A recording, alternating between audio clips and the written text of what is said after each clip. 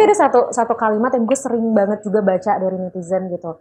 Kan gue suka bilang nih kayak emang kita tuh berlomba dengan apa sih kok kayak kita tuh harus selalu penuhin kebutuhan orang gitu. Dan banyak netizen yang suka jawab ya, aku berlomba dengan usia orang tua aku, Kak. Aku berlomba dengan harapan-harapan orang tua aku, Kak. Nah, lo pribadi, ini gue mau nanya pendapat lo pribadi aja. Apa tanggapan lo tentang pernyataan itu? Sekarang ini ketika gue ngerti sandwich generation, kok kayaknya mungkin ya ada salah nih pola asuh nyokap gue dulu. Kenapa? Kebahagiaan gue gak pernah diduluin ya, karena dari si tanggung jawab moral tadi ya yang ditanemin dari kecil bahwa lu tuh harus bantu saudara-saudara lu yang memang membutuhkan gitu. Jadi ada rasa ketika lu nggak bisa bantu atau lu menolak, lu pasti nggak enak, ya kan? Karena lu ngerasa itu tanggung jawab lu. Janganlah kita menjadikan tolak ukur kebahagiaan orang tua atau membahagiakan orang tua itu adalah materi. Di titik mana lu merasa bahwa ini kayaknya udah waktunya gue buat membatasi dan prioritasin diri gue juga deh.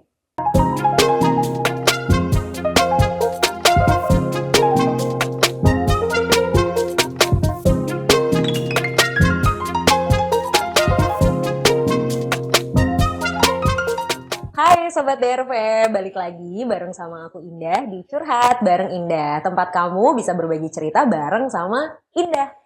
Kali ini kita akan membahas terkait dengan perkembangan zaman yang tentu erat juga kaitannya dengan perkembangan generasi. Seperti yang kita tahu, saat ini Indonesia memiliki individu dengan usia produktif yang berada pada generasi milenial sampai Gen Z. Bahkan anak-anak kita sekarang sudah tumbuh dan masuk kategori dari generasi alpha. Nah nyatanya ada satu hal menarik nih teman-teman. Selain kita bicara terkait dengan Gen Alpha, Gen Z, milenial, generasi X, bahkan sampai baby boomer, ada satu generasi yang sering dibahas nih yang mungkin isunya juga cukup kental sekarang di masyarakat Indonesia, yaitu sandwich generation atau generasi sandwich. Apa sih sebenarnya generasi sandwich ini? Kita akan sama-sama membahas dengan salah satu sahabat dekat aku, friend of mine yang emang bener-bener aku udah kenal lama banget. So please welcome Melia Baskarani. Assalamualaikum Kak Indah. Meli. Ketawanya yang manis dong. Manis dong ya. Udahlah semua orang juga udah tahu kita ngobrolnya gimana ya. Gitu ya. Belum ya. Ada yang belum tahu. Betul. Nah mungkin buat yang belum tahu nih, Mel boleh dikenalin dulu. Mel ini sebenarnya siapa? Kesibukannya sekarang apa? Boleh. Siapa dong saya? Kenalin diri sendiri aja deh Anda ya. Jangan saya kenalin deh. Oke. Halo Sobat DRV, aku Melia Baskarani. Saat ini kesibukan aku sebagai ibu rumah tangga dan juga women planner dan juga sebagai public figure. Jadi untuk lately experience aku di entertain ada TVC iklan, ada Le Mineral, ada susu kurma, ada Garnier selama 8 tahun ke belakang. Betul, saya suka dapat produk gratis dari dia. Itu dia, pokoknya kalau dulu suka ngeliat nonton YouTube gitu suka ada iklan Garnier gitu, itu aku gitu. Itu aja sih, mau apa lagi dong disebutin? Gak usah lantar banyak ya. Iya, kalau sinetron mungkin ada yang kenalin aku, oh ini adalah Ustazah Nurul, Ustazah Nuyuy ya kan? Iya, ada di sinetron Kunanta dulu, sinetron anak-anak. Main film juga pernah kan? Pernah dong, sebutin dong. Filmnya kebetulan belum tayang nih, walaupun syutingnya udah lama. Yes. Buya Hamka insyaallah. Jadi ada di yang volume ketiga nanti akan tayang ya. Jadi Meli ini terakhir filmnya di Buya Hamka. Dulu juga sempat main film apa tuh yang sama Dinda ya? Oh iya, Velove kan? Sampai lupa loh film gue nonton itu loh. Iya dong. Oh iya, dulu Anda pernah kan menikah menggunakan adat apa tuh, saya ingat banget loh. Betawi. Iya, scene itu. Iya, dulu pernah main film bareng sama Velovexia dan juga Deva Mahendra di Cinta Laki-Laki Biasa.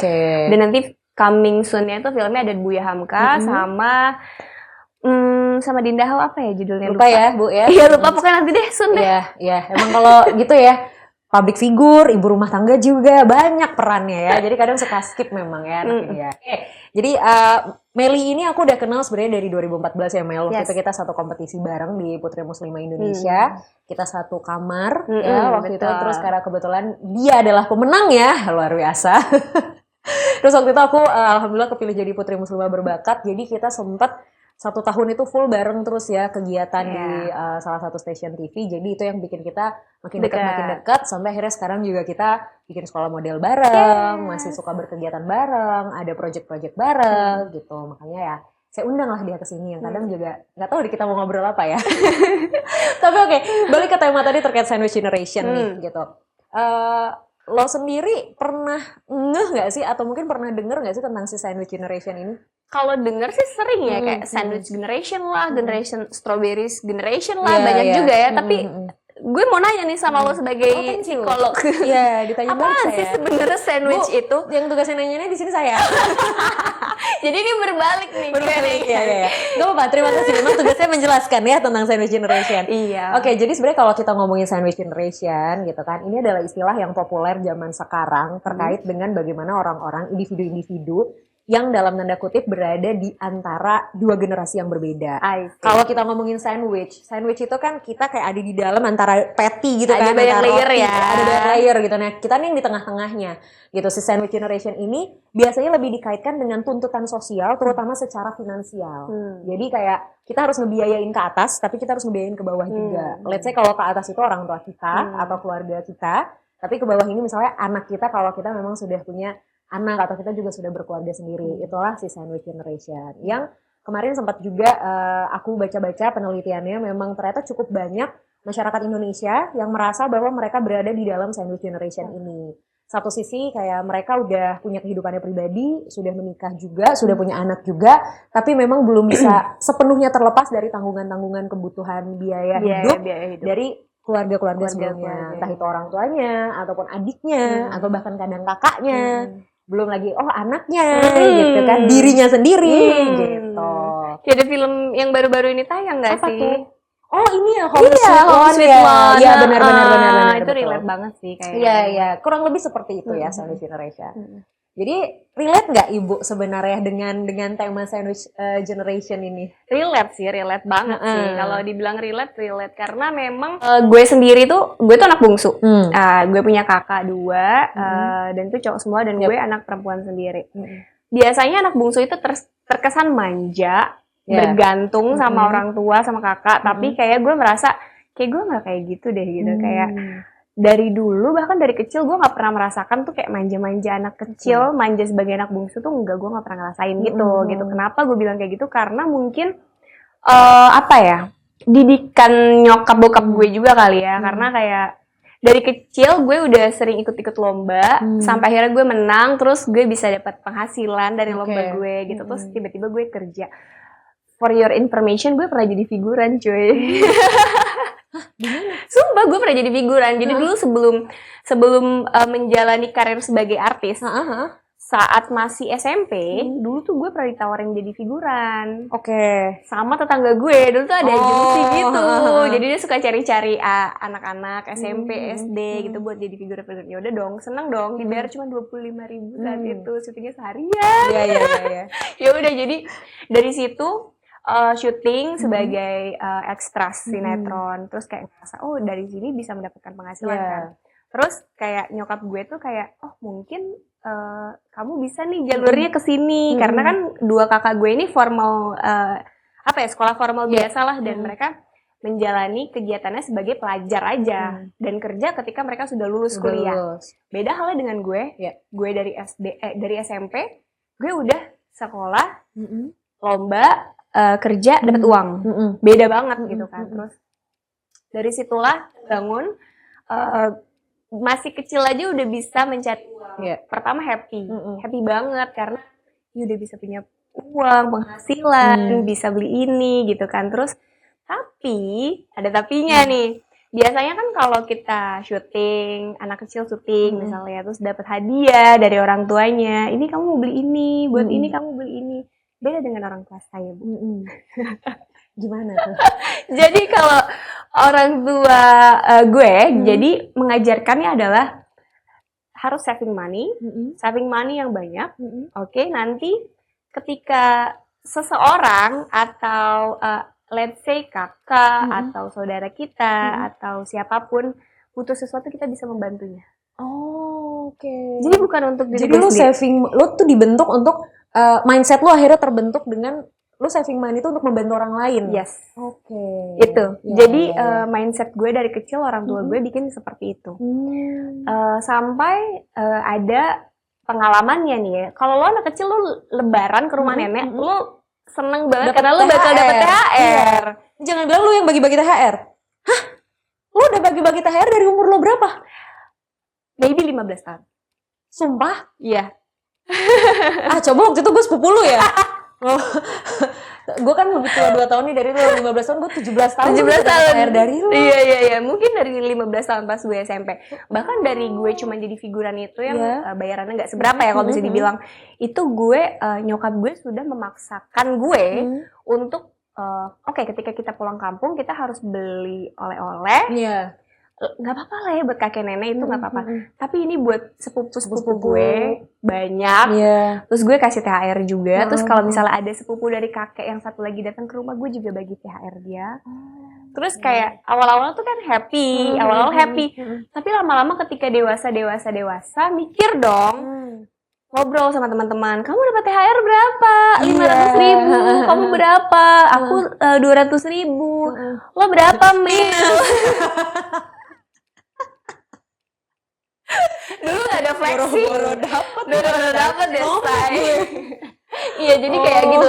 Jadi pas gara-gara ngobrol sama teman-teman karena teman-teman dapat THR banyak atau hadiah banyak, terus gue mikir sendiri kayak, kok iya juga ya, gue masih umur segini kenapa harus gue yang bagi-bagi THR? Kenapa gue nggak dapat THR dari om tante gue gitu kan ya? Bahkan kayak om tante gue ya beberapa aja yang kasih gue gitu. Yang lainnya memang merasa oke, Meli sudah bekerja, Meli kasih THR buat om tante dan sepupu-sepupunya kayak gitu. Terus jadi itulah yang ngerasa gue kayak kok harus kayak gini ya? Dulu kan gak ada bahasa sandwich generation ya guys. Ngerti ya, nggak ngerti ya kan. Terus ya udahlah, dijalanin aja sampai pada kalau misalnya ada saudara datang butuh sesuatu, gue bantu gitu-gitu kan ya, nggak apa-apa, oke, sekali 2 kali. Lama-lama gue macam kayak rentenir tau nggak orang datang. Dibungain lagi jangan-jangan anak. Enggak, kalau dibungain gue kaya dong. Gue sekarang udah punya Mini Cooper. Bener. Iya, ini enggak nih, mohon maaf nih. Bener. Ada yang minimarket ya. Amin. Ya kayak gitulah intinya. Jadi kayak mungkin karena dari kecil terbiasa bekerja, syuting tentunya dan photoshoot waktu itu, terus kayak terbentuklah bahwa kayaknya gue tuh harus bisa berbagi sama orang lain. Tapi orang tua gue nggak mengajarkan gue untuk self healing atau kasih reward untuk diri lo sendiri. Ketika gue ngerasa banget waktu itu saat udah menang Putri Muslimah ya, dapat hadiah ya. Apa ya? Ketika misalnya lo dapat hadiahnya 50 juta. Gambaran lo mau ngapain sih ketika lo dapat 50 juta misalnya? Sekarang sih ya tabung aja sih kalau sekarang ya. Kalau dulu misalnya dulu 20 tahun. Ya, umur 20 tahun segitu kan. Ya paling kan beli 19 tahun. Pengennya kayak beli mobil lah, beli apa gitu kan. Yes, itu pasti common keinginan orang-orang itu pasti akan seperti itu kan. Karena gue dari kecil sudah terbiasa ketika gue dapat uang terus gue bisa berbagi, ngasih. Jadi kayak bukan diri gue sendiri yang pertama gue pikirin. Misalnya gue pengen beli motor, anggaplah beli motor aja kan harganya misalnya 20 juta gitu. Enggak, pikiran gue adalah pertama, oke, gue mau berangkatin nyokap gue umroh. Udah, mau disisanya ada enggak, terserah deh, entar sisanya ditabungin aja. Udah segitu. Dari situ terbentuk, gue dapet ini pasti buat ini, buat ini. Ya memang tujuannya balas budi ke orang tua. Tapi sekarang ini ketika gue ngerti sandwich generation, kok kayaknya mungkin ya ada salah nih pola asuh nyokap gue dulu. Kenapa kebahagiaan gue gak pernah diduluin? Kenapa gue malah diajarin untuk selalu berbagi, tapi diri gue sendiri gak diprioritasin gitu. Jadi maksudnya kayak ada baiknya sih, plusnya adalah nyokap gue mengajarkan gue untuk selalu berbagi, tapi minusnya itu gitu. Jadi kayak sekarang ini kayak gue ngerasa gue udah bisa nolak, karena dulu gue gak bisa nolak banget coy. Kayak jadi kalau orang minta sama lo, orang butuh ini itu sama lo, pasti usahain untuk selalu ada. Lebih ke karena tekanan dari gitu sih, tekanan dari si tanggung jawab moral tadi ya, yang ditanemin dari kecil bahwa lo tuh harus bantu saudara-saudara lo yang memang membutuhkan gitu. Jadi ada rasa ketika lo nggak bisa bantu atau lo menolak, lo pasti nggak enak, ya kan? Karena lo ngerasa itu tanggung jawab lo. Pernah ada satu saat gue tuh nolak kayak, udah ya gue nggak bisa nolong lo nih, karena mungkin yang sebelumnya belum ada nih gitu kan. Tapi setelah gue nolak nih, gue merasa nggak enak banget. 10 menit kemudian gue hubungin dia, ya udah nggak apa-apa nih. Oh wow. Ini tuh ini ya, kalau kita pakai istilah lain itu si para people pleaser itu ya nggak sih? Ini kan istilah-istilah populer belakangan ini juga ya, tentang orang yang nggak enak kalau nolak gitu, nggak enak kalau nolak karena berbagai alasan, entah karena ya takut dianya marah, takut orang jadi ngomongin nggak bagus tentang kita, atau ya hubungannya jadi nggak baik, atau ya tadi gitu yang ini tuh tanggung jawab gue gitu, yang gue harus bantu. Sebenarnya iya sih, gue setuju tadi sama yang lo bilang. Ya sisi baiknya adalah lo memang diajarkan untuk berbagi sama orang-orang terdekat, terutama sejak lo kecil. Jadi lo selalu memprioritaskan orang tua juga, karena kalau buat orang tua mah ya udahlah ya gitu kan. Tapi memang minusnya adalah tadi jadinya lu lupa untuk diri lo sendiri, prioritas lo pribadi gitu. Nah yang gue mau tanyain, di titik mana lo merasa bahwa ini kayaknya udah waktunya gue buat membatasi dan prioritasin diri gue juga deh. Ketika gue ketemu sama Wisnu. Oke. Jelasin, Wisnu adalah suaminya dia. Ini kita podcast ya Bunda, kita lagi ngobrol pribadi. Kalau gue kan kenal Wisnu siapa. Iya. Wisnu kan tidak tahu. Iya. Jadi saat gue kenal sama dulu pacar ya, sama Wisnu tuh suami aku gitu. Jadi sebenarnya karena ini sih lebih ke gaya hidupnya berbeda nih gue sama dia. Dia itu terbiasa untuk hemat. Nah, dia hampir mirip-mirip sih, dia hemat untuk diri dia sendiri, tapi untuk orang lain nggak apa-apa gitu dibagi. Tapi ada kalanya dia juga bisa ngerem gue gitu. Terus dia kayak ngomong, kamu kalau emang ada gue curhat nih ceritanya, yang gue gak suka deh gue gitu kan. Terus kata dia, ya udah kamu tolak aja baik-baik gitu. Terus tapi ntar kalau nolak nanti jadinya hubungan kita nggak baik dong. Kan misalnya kayak gini gitu kan. Terus dia ngajarin gue adalah misal ya dia minta 10 apel gitu kan ya. Ya udah lu bisa nih ngasih 10 apel, tapi ya karena lu nggak mau, ya lu jangan kasih 10 apel. Kasih aja 1. Tapi ya for free. Gitu. Jadi perkara nanti tuh apel balik ke lu balik apa enggak? Ya udah. Bukan jadi bener, masalah ya buat lo.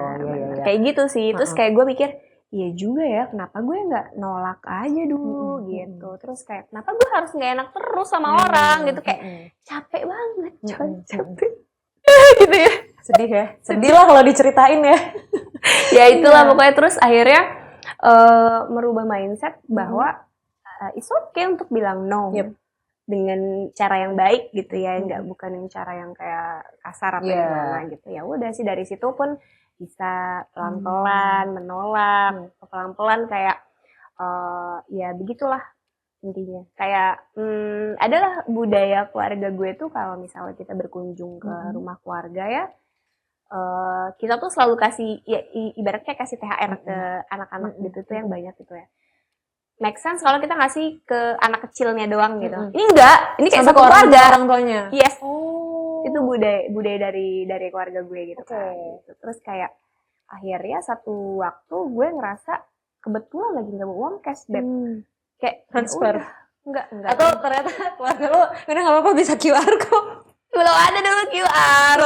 Belum ada gitu. Terus ya udah. Tapi apa ya? Kadang ngerasa kecewa sih ya. Kadang kita udah ngasih hal banyak. Walaupun kita memang sebenarnya gue nggak merasa mau dibalikin. Maksudnya kebaikan gue nggak usah lah balas budi, tapi setidaknya jalin hubungan yang baik gitu. Tapi enggak, maksudnya ketika udah ya benar orang udah dikasih yang mereka butuhin, ketika udah ya sih. Kayak lo tanyain kabar gue dong. Mel, apa kabar? Gimana? Sehat? Anak-anak gitu. Kayak nggak ada. Jadi sebenarnya itu bukan masalah nominalnya, bukan masalah berapa banyak bantuannya, tapi ya udahlah yuk kita saling respect aja lah gitu, dengan saling tanyain kabar, jaga komunikasi, jaga hubungan baik. Jadi lo pun ngerasa ya, gue ngebantu pun ya enak gitu, lo tinggal balik ke guanya juga positif ya kan. Jadi dia tuh ngerasa kayak kok kayak dimanfaatin gitu, ngerasa datang ke lu pas ada butuhnya doang. Emang tuh orang-orang yang suka datang kalau butuhnya doang. Kasih tahu. Iya. Berarti sebenarnya gini, kalau dari cerita lo, artinya gue tangkep keluar dari situasi sandwich generation ini pilihan nggak sih? once kita memilih untuk keluar sebenarnya kita bisa kok, tapi tentu kan pasti ada beberapa hal yang dikorbankan, either itu perasaan kita yang gak enakan tadi, atau mungkin hubungan yang tadinya iya sangat-sangat dekat, sangat-sangat akrab, terus jadinya mungkin agak berjarak karena orang merasa bahwa udahlah lu udah gak mau bantuin gue lagi gitu kan. Sebenarnya kan itu kan hal-hal yang jadi harus dikorbankan. Berarti lu setuju gak kalau sebenarnya sandwich generation itu adalah hal yang kita bisa milih. Kita bisa pilih dan bisa kita putus. Bisa, ya betul. Ya kan? Benar, bisa kita pilih nggak? Ya memang ibaratnya kita kayak terjebak ya. Atau mungkin sih gue pernah ya dengar kata-kata bahwa gini, ada orang punya gaji sedikit, tapi hanya untuk diri dia sendiri. Yes. Tapi ada orang yang sangat berkelebihan, tapi dia menanggung banyak orang. Ya itulah si sandwich generation gitu kan. Tapi ya memang semua ada hikmahnya. Tapi kita memang harus punya border sendiri, punya pilihan. Kalau memang kita tidak ingin atau kayaknya udah deh cukup, ya udahin aja gitu maksudnya. Tapi jangan sampai memutus tali silaturahmi gitu, atau yang baik-baik aja. Terus kayak apa ya? Nggak usah lo nggak enakan, emang kenapa sih gitu kan? Ya hidup sendiri gitu kan. Kita jalani dengan sendiri. Yang penting ya sikap kita masih baik gitu. Dan yang terpenting dikomunikasiin tadi ya nggak sih gitu. Lo tuh adanya berapa, kalaupun misalnya memang lo mau bantu, lo bisa bantunya berapa. Itu kayak lebih win-win solution buat kedua belah pihak nggak sih? Iya. Ya kan? Yang satu tetap dapat bantuan, tapi kitanya yang ngasih bantuan juga ngerasa ya udah nih gitu, nggak yang ya udahlah gitu. Ya lebih ikhlas lah jatuhnya jadinya. Kayak yang di film si Home Sweet Loan itu kan kayak tersiksa banget sekarang, itu sedih banget. Semua dia yang penuhin, semua harus dia, ya kan. Betul. Dan tapi pernah nggak kalau ngomongin masalah finansial deh, let's say ya gitu, lu kan pasti ada dong masa-masa dimana mungkin lu secara finansial lagi drop gitu kan, nggak semuanya tuh bisa terpenuhi sama lo. Nah pas di posisi lo lagi drop ini, orang tuh tetap berharap lu bisa bantu. Iya. Itu ada. Nah saat itu yang lo lakuin apa? Karena gue nggak pernah posting tentang kesusahan hidup gue. Ya betul. Jadi ya semua orang dan keluarga gue pun taunya ya it's fine, everything is fine. Betul. Sampai ke financial pun fine aja. Semuanya fine aja itu. Tapi ya emang nggak apa-apa sih kayak gitu ya, nggak apa-apa lu anggap gue orang kaya terus, nggak apa-apa. Amin. Semoga jadi doa kan ya, benar-benar. Nah itu gue penasaran tuh, menarik. Kita kan masyarakat kita secara umum kalau ngelihat orang yang lu liburan terus gitu misalnya, makan makanan enak terus gitu kan, kerjanya nongol di TV gitu. Orang kan ekspektasinya duitnya banyak, hidupnya bahagia, amin. Ya kan, hidupnya bahagia. Ini kayaknya ya udah lempeng-lempeng aja gitu hidupnya. Tapi lo sendiri sebenarnya menurut lo yang terjadi di hidupnya sebenarnya seperti apa? Karena yang tadi lo bilang lo nggak pernah posting-posting kesedihan lo di sosial media, sampai keluarga lo pun berpikir ya everything's fine gitu buat Meli gitu. Tapi sebenarnya gimana sih, Srek? Ya ada sih apa ya, saat-saat down, saat-saat susah itu pasti ada. Dan emang kayak apa ya, kita tuh kalau berbagi cerita tuh emang harus pilih-pilih ya kan, kayak nggak semua hal harus kita sharing ke semua orang. Karena nggak semua orang peduli juga sama hidup kita. Iya, cuma pengen tahu doang. Bener. Jadi kayak ya udah, jadi ketika gue susah pasti gue ngeluhnya sama orang-orang terdekat gue gitu kan. Kayak ya pasti sama suami gue pertama. Itu suami gue tuh ibaratnya kayak tempat keluh kesah. Kalau bisa secara kasar tuh kayak tong sampah tau nggak, dia tuh kayak gue ngomong tuh dia yang dengerin semuanya gitu kan. Ya suami udah pasti pertama itu, karena dia yang ngertiin gue dan dia yang tahu semuanya. Terus kayak apa lagi ya paling cuma bisa curhat sama Allah sih, kayak ya supaya dibukain jalan, supaya dikasih yang terbaik gitu. Tapi gimana cara lu ngasih pengertian ke orang-orang terdekat yang mungkin nggak mau ngertiin kondisi lo, atau ya lu juga nggak berusaha ngasih tahu ke mereka kalau kondisi lo sedang tidak baik-baik aja, tapi di saat itu mereka tetap berekspektasi lo di sini nih, lo ada terus buat mereka. Gimana cara lo jelasinnya? Alhamdulillahnya sih so far gue belum pernah ketemu orang seperti itu ya, maksudnya yang memaksa gitu kan ya, ibaratnya tetap misalnya ada yang minta bantuan, kalau emang sekiranya gue nggak bisa dia paling nanya kalau misalnya segini ada nggak gitu kan. Terus kayak gue bilang sorry banget, kayak gue harus mungkin gue bisa bantu lo, tapi gue nggak punya saving money untuk diri gue, untuk anak gue, untuk keluarga gue. Karena gue nggak mungkin mengorbankan si uang darurat gue buat orang lain.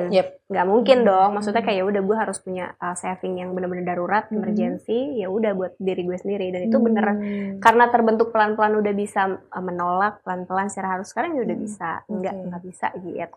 Ya udah. Jadi berarti sebenarnya lu nggak perlu menjelaskan in detail situasi lu seperti apa. Nggak pernah. Tapi yang penting lu bisa ngasih pengertian yang kayak tadi lu bilang. Karena gini loh, gue tuh sering banget ya ketemu sama komentar-komentar netizen gitu di luar sana yang ya gimana caranya keluar dari si sandwich generation ini, gimana cara ngomong sama orang tuanya, gimana cara ngomong sama abang, sama kakak, dan lain sebagainya gitu. Banyak yang bertanya gimana caranya, dan ternyata ya kita nggak perlu harus menjelaskan kebutuhan kita secara detail gitu kan. Ya gue nggak bisa aja gitu. Iya gitu, tapi sebenarnya sesimpel kita menjelaskan yang nggak bisa karena kita sedang ada kebutuhan lain.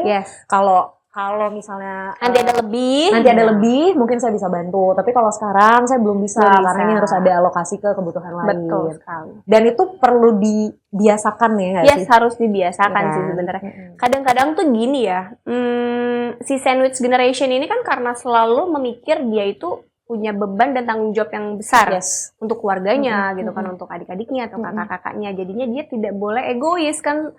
Pasti dia mikir seperti itu kan, kayak kalau gue bisa gue lihat dari cuplikan si Kaluna di film Home Sweet Loan itu kayak gue aja nggak boleh, kayak gue tuh nggak bisa bermimpi deh. Gue harus tahu diri deh kalau untuk bermimpi gitu, kayak kasihan banget gitu kan. Padahal ya kayak it's okay untuk sesekali lu jadi egois tuh nggak apa-apa banget loh. Ya nggak sih? Catet guys. Ya nggak sih? It's okay for being self-centered ya kan. Untuk sesekali aja, nggak setiap hari gitu maksudnya, nggak setiap waktu ya nggak apa-apa gitu.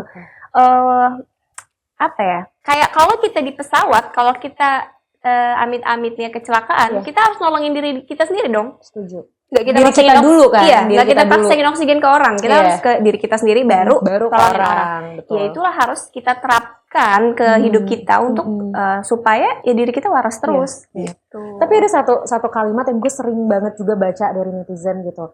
Kan gue suka bilang nih kayak emang kita tuh berlomba dengan apa sih kok kayak kita tuh harus selalu penuhin kebutuhan orang gitu. Dan banyak netizen yang suka jawab ya, aku berlomba dengan usia orang tuaku kak. Aku berlomba dengan harapan-harapan orang tuaku kak. Nah, lo pribadi, ini gue mau nanya pendapat lo pribadi aja. Apa tanggapan lo tentang pernyataan itu? Ketika dihadapkan pada orang yang punya pemikiran bahwa ya gue tuh segininya, karena ya gue bertaruhnya tuh sama usia orang tua gue yang udah gak lagi muda. Karena ngerasa sampai detik ini gue masih belum bisa bahagiain orang tua gue nih. Pendapat lo gimana? Sebenarnya tolak ukur bahagiain orang tua itu apa sih? Gak selalu materi kan?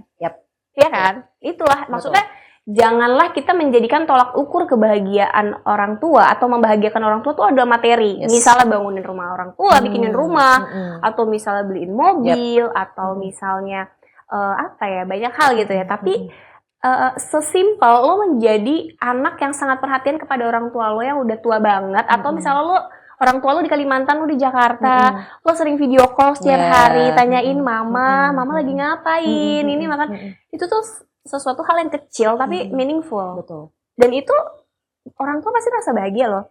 Bahkan gue pernah ngobrol sama orang kaya, anaknya tuh di luar negeri, ya kan?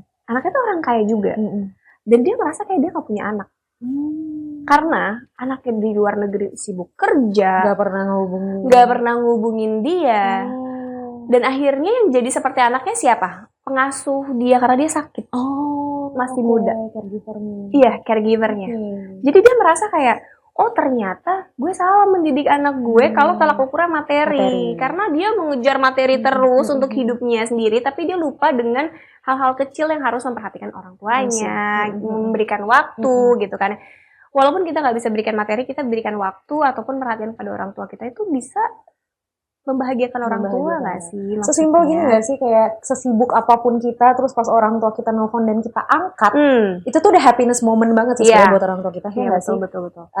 At least kalaupun emang kita lagi nggak bisa dihubungi saat itu, minimal kita kasih tahu, bener ya ma, bener ya pa, gitu. Aku kerja dulu, ntar 10 menit lagi atau setengah jam lagi aku hubungin. Itu aja sebenarnya udah bisa membahagiakan kan. Karena kadang iya sih, gue juga sering berhadapan sama orang-orang yang, iya aku tuh belum bisa bahagiain orang tua aku, tapi kadang kita juga lupa nanya sama orang tua kita, are you happy with me right now gitu kan. Itu yang kita kadang lupa karena nggak tahu ya, kalau menurut gue pribadi semua orang tua genuinely itu sebenarnya kind hearted gitu loh. Semua orang tua ya kan. Jadi semua orang tua tuh ngeliat anaknya bangun pagi-pagi keluar kamar dengan mood yang positif aja pasti udah bikin orang tuanya happy. Anak-anaknya pulang kerja ngeliat anaknya makanan masakan mamahnya ya gitu kan? Atau anaknya pulang kerja bawain martabak buat orang tuanya, itu aja sebenarnya udah happy. Walaupun martabaknya ya yang 20 ribuan misalnya gitu, nggak harus martabak yang 100 berapa ribu gitu kan. Jadi ya sih setuju, sebenarnya tolak ukur kebahagiaan kita buat orang tua itu nggak cuma materi ya benar. Jangan sampai salah, dan itu jangan sampai kita menanamkan hal yang salah lagi kepada anak kita generasi nanti. berikutnya. Yes, I see. Betul. Jadi kayak yang gue bilang tadi tuh kayak nyokap gue ngajarin gue supaya gue berbagi, tapi lupa untuk mengajarkan gue untuk mementingkan kebahagiaan gue sendiri. Makanya sekarang pun gue ngajarin anak gue, gue nggak maksain nih. Ayo, misalnya ada temennya, ayo itu kasih dong makanan anak, itu temen kamu ini. Misalnya anak gue lagi makan ciki gitu, kayak itu tuh kasih temennya, mau nggak? Gue nggak kayak gitu. Lebih ke kayak kamu mau nggak sharing sama dia? Jadi nanya ke dia ya. Lo ngasih kebebasan ke dia untuk memutuskan dia mau ngapain. Betul banget. Dan ya alhamdulillahnya dengan sosial media sekarang tuh ngajarin kita parenting banyak banget ya. Setuju. Karena kalau gue sebagai gen milenial, zaman dulu lo pasti ngerasain ketika lo nangis masih kecil lo disuruh diem sama nyokap bokap lo. Lo dipelototin mak bapak lo aja udah. Gak bisa lo nangis kan, kayak tantrum zaman dulu ya. Gitu. Diem gitu kan. Pasti kayak gitu kan. Tapi sekarang pasti kita ngajarin supaya kita mengvalidasi perasaan kita sendiri gitu. Dan alhamdulillahnya anak gue tuh sekarang bisa mengvalidasi perasaan dia sendiri. Bener. Dia apa sih yang dia pernah bilang bukan kecewa, apa sih? Iya kecewa. Kecewa ya? Dia kecewa. Dia pernah define emosi dia tuh kecewa. Karena gue suka ngajarin. Iya, menurut gue untuk anak lo umur berapa? 4 tahun. 4 ya. Untuk anak usia 4 tahun dia udah bisa paham ini tuh namanya perasaan kecewa. Itu bagus banget loh sebenarnya menurut gue. Karena kan anak usia 4 tahun biasanya belum terlalu kaya ya makna emosinya. Dan ini dia udah bisa ngerti kecewa, itu bagus banget. Kecewa dan marah gitu. Dia kayak gitu, misalnya kayak papahnya cuma nyuruh Safiar karena sama anak gue, terus kayak dia ngomong, Safiar jangan loncat-loncat terus nanti jatuh, gitu kan. Padahal dia lagi suka loncat-loncatan mulu nih, gitu kan, lagi takut jatuh memang bener. Terus dia tiba-tiba ke pojok kasur, kesel, marah sama papa, gitu.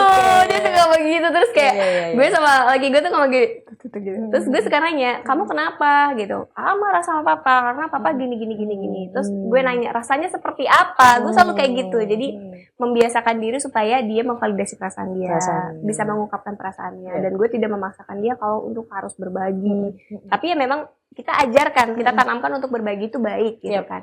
Tapi tidak memaksakan dia untuk harus selalu berbagi. Gitu. Karena iya sih, jadi gue juga pernah baca penelitiannya gitu kan dari psikolog gimana ya gue lupa.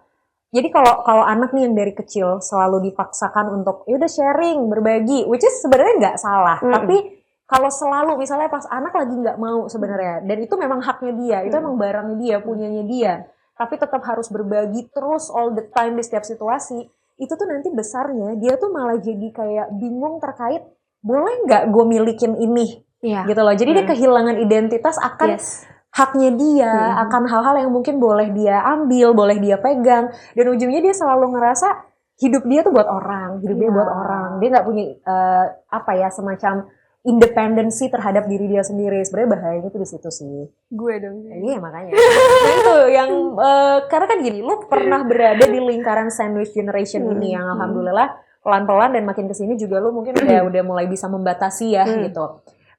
Apa yang kemudian lu persiapkan atau lu terapkan ke anak lu supaya anak lu nggak jadi another sandwich generation dari gue ya diputus ya. Ya itu yang tadi gue bilang, gue mengajarkan dia supaya boleh kita berbagi, tapi kalau kita nggak mau berbagi, misalnya rasanya nggak mau nih, anaknya aja lah, ya udah nggak usah dipaksain kayak gitu. Jadi kayak pernah ada pengalaman gue, Safiar tuh dikasih uang 5.000 sama Wisnu. Ini buat jajan. Oh iya Pak, makasih. Dimasukin lah ke tas pengajiannya dia. Terus tiba-tiba berapa hari kemudian gue lihat di tas kok nggak ada uang. Kemana nih anak uangnya? Tapi dia nggak bilang jajan, dia lupa cerita. Tapi gue diem aja, gue nggak menanyakan uang kamu kemana. Gue nggak tanya. Sampai dia bercerita sendiri. Dia bilang, Mama AA lupa cerita. Hmm. AA kemarin itu masukin uang ke kotak amal, kata dia gitu. Oke. Terus gue bilang gini, kotak amal di mana? Di TPA. Emang ada kotak amal? Ada. Siapa yang suruh? Bu Guru, apa Safir sendiri? Gue gituin. AA sendiri yang mau. Oke. Kenapa emangnya? Iya. Gue gituin kayak, kata papa kalau kita punya uang kita bisa amal, kata dia gitu kan. Gitu terus kayak dia inget kata papahnya gitu. Oh ya udah, tapi uang 5.000 itu bisa pecah, gue bilang gitu. Bisa jajan dulu 2.000, sisanya amal. Nggak apa-apa kalau mah amal dulu sekarang. Besok kalau dapat dari uang papa baru jajan. Baru jajan gitu dia gitu. Terus kayak ya udah nggak apa-apa. Happy nggak? Happy. Oh ya udah nggak apa-apa. Gue selalu kayak gitu. Lu berusaha memastikan kalaupun emang dia mau nge-share sesuatu ya dianya juga happy untuk nge-share itu. Nggak terpaksa. Iya. Iya, karena kan pernah dia ngerasa bisa kan, pasti dia ngerasa terpaksa karena dipaksa. Ayo itu tuh ininya ini gitu. Biasa. Oke. Tapi kalau itu kan dari bagaimana lu mengajarkan anak lu, tapi dari lu nya sendiri nih sebagai orang tua atau sebagai individu lah. Anak lu kan suatu hari nanti kan akan tumbuh dewasa, apalagi kalau laki-laki ya gitu. Someday dia akan ninggalin rumah, terus dia juga nanti punya keluarganya yang lain. Anak lo yang kedua juga perempuan nanti akan dibawa gitu ya sama orang lain. Sebagai orang tua, lu mempersiapkan diri lu gimana nih supaya ketika nanti anak-anak lu sudah dewasa, lu nggak yang 100% bergantung sama mereka. Karena banyak ya gitu, sorry itu saya banyak sandwich generation ini yang akhirnya merasa bertanggung jawab karena keluarganya tuh bergantung gitu loh sama dia gitu. Atau maaf banget gitu, masih banyak juga orang tua yang ya mama sama papa tuh udah ngurusin kamu dari kecil loh, nguliahin kamu sampai gede gitu ya. Sekarang gantian kamu yang ngurusin mama papa. Ya sebenarnya nggak salah. Itu karena pola asuh yang sebelumnya nggak sih? Makanya kita bahas si sandwich generation ini jadinya nggak terputus terus aja gitu. Nah, apa yang mungkin sudah lo persiapkan dan juga Wisnu dan juga suami lo persiapkan untuk supaya nanti tuh ketika anak-anak udah besar, lu berdua tuh nggak jadi yang 100% bergantung sama anak ya. Ya itu kayak tabungan masa depan. Oke. Pertama gitu, kayak kita sekarang kerja untuk anak pastinya, untuk kita sekarang dan untuk kita masa depan.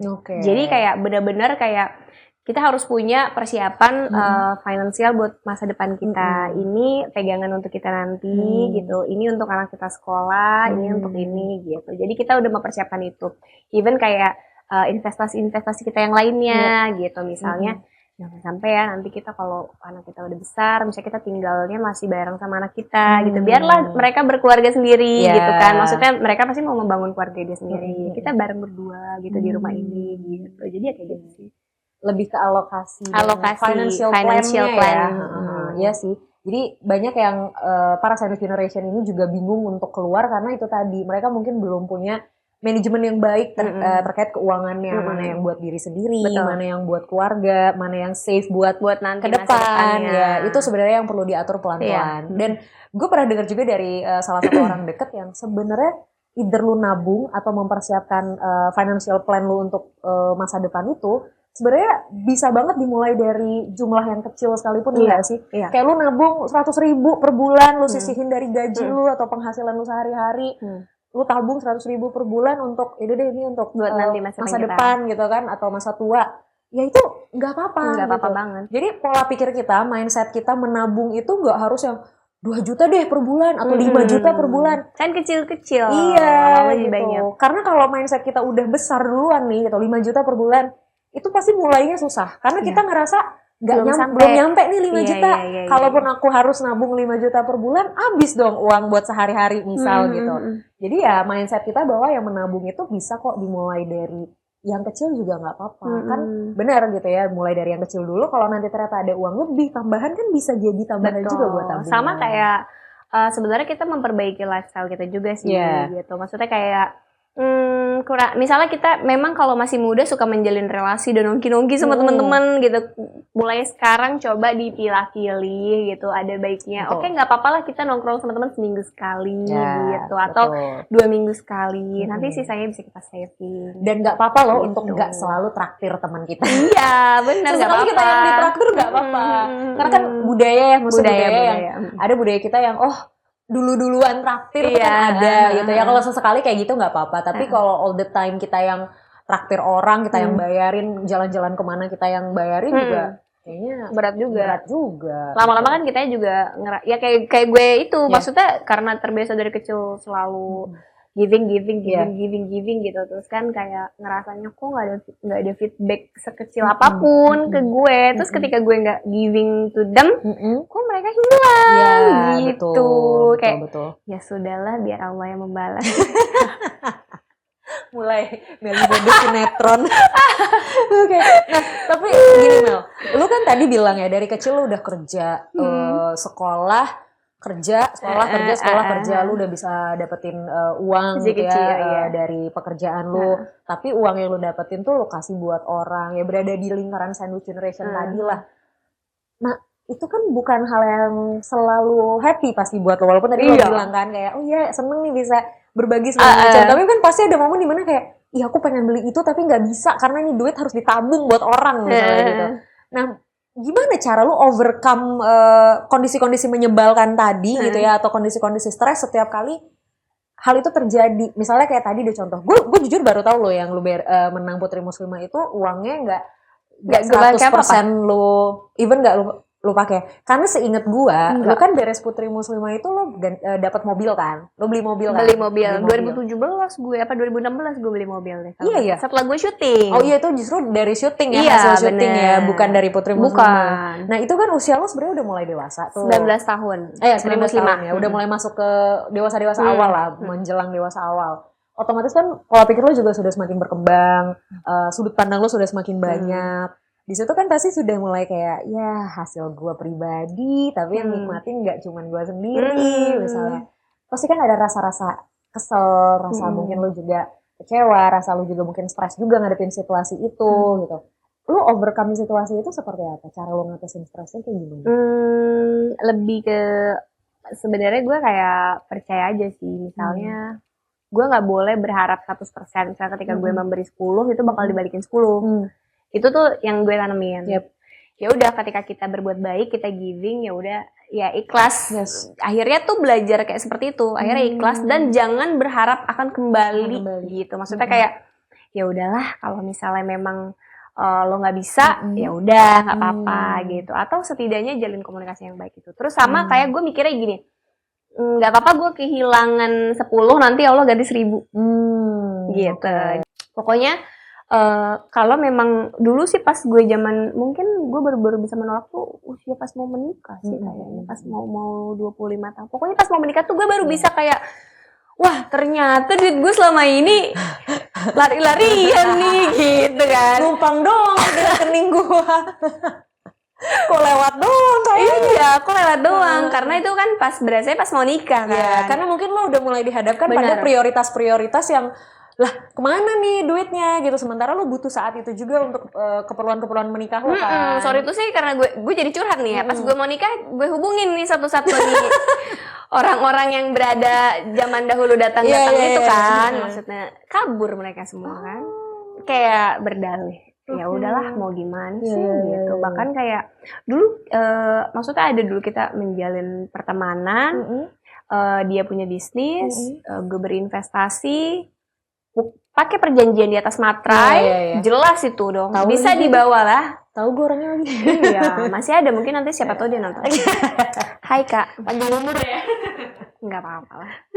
Terus jadi kayak karena itu apa ya? Dia menganggap gue agak kecewa sama dia tuh. Jadi karena dia tuh punya banyak investor ceritanya, dari orang yang terdekat banget itu gue, sampai orang-orang yang kayak baru kenal nih gue sama kameramen, gue ngajakin dia jadi investor gue nih. Dia alasannya ke gue adalah karena untuk membangun trust, karena dia mikir gue sebagai teman dekat, sebagai adik gitu. Jadi ya udah, kata dia, ya udah kan Meli kan teman dekat kakak, jadi kakak bisa ya udahlah nanti gitu. Dan gue tuh awalnya ya udah nggak apa-apa. Dan akhirnya karena mau menikah, nah itu dia tuh titik baliknya. Kok begini? Kok nggak ada komunikasinya? Kok hilang? Kok pindah? Nggak bilang-bilang. Sampai gue cari tuh alamatnya, gue samperin ke rumahnya. Kita ngomong baik-baik. Mau dibawa kemana nih jadinya nih? Sampai akhirnya kayak, udahlah capek. Kayak duit gue masih ada puluhan juta sama dia. Gitu kayak. Udahlah gitu. Ya udah, aku tunggu di akhirat.